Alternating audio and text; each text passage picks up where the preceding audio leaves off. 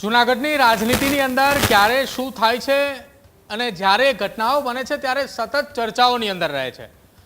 વિસાવદર વિધાનસભાની પેટા ચૂંટણી જાહેર થઈ તેની પહેલાથી એક નામ તો ચર્ચાની અંદર હતું કે જવાહર ચાવડા, અને જ્યારથી ગોપાલ ઇટાલિયા વિસાવદર પહોંચ્યા ત્યારથી એ નામ પણ ચર્ચાની અંદર રહ્યું।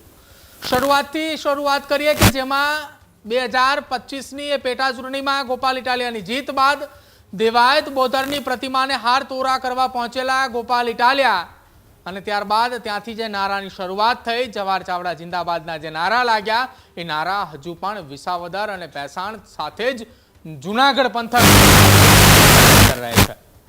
સ્થાનિક સ્વરાજ્યની ચૂંટણીઓ આવી એ દરમિયાન પરિણામો સામે આવ્યા। જ્યારે આમ આદમી પાર્ટી જીત્યા ત્યારે જવાહર ચાવડા જિંદાબાદના નારાઓ લાગ્યા।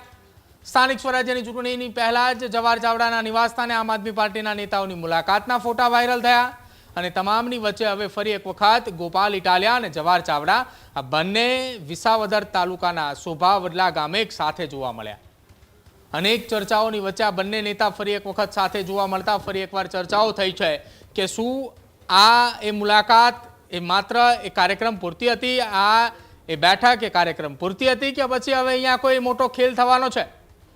હવે આ ખેલની અંદર ગોપાલ ઇટાલિયા ખેલ પાડશે કે જવાહર ચાવડા ખેલ પાડશે તેની ચર્ચાઓ શરૂ થઈ છે અને ચર્ચાઓની વચ્ચે જૂનાગઢ અને વિસાવદર પંથકમાં એક ચર્ચા ફરી એકવાર શરૂ થઈ છે કે જવાહર ચાવડા હવે નક્કી ભાજપનો ખેલ પાડશે। શું ખેલ થશે, શું ચર્ચાઓ શરૂ થશે તેને લઈને ફરી એકવાર ચર્ચાઓ શરૂ થઈ છે, કેમ કે અત્યાર સુધી વિસાવદર અને જૂનાગઢ પંથકમાં જ્યારે જવાહર ચાવડા જિંદાબાદના નારા લાગ્યા છે ત્યારે નારા લગાવનાર બીજું કોઈ નહીં પરંતુ આમ આદમી પાર્ટીના નેતાઓ અને કાર્યકર્તાઓ છે। હવે તમામની વચ્ચે આ એ સૂચક મુલાકાત ફરી એકવાર જ્યારે બંને નેતાઓ એક મંચ ઉપર જોવા મળ્યા છે ત્યારે આવનારા સમયમાં જૂનાગઢની રાજનીતિમાં મોટા ઉથલપથલ થાય તેવી સંભવત શક્યતાઓ હાલ વ્યક્ત કરવામાં આવી રહી છે। હજુ સુધી તમે અમારી ચેનલને સબસ્ક્રાઇબ નથી કરી તો અત્યારે જ ન્યૂઝરૂમ ગુજરાતને સબસ્ક્રાઇબ કરો, ફેસબુક અને ઇન્સ્ટાગ્રામ પર ફોલો કરો।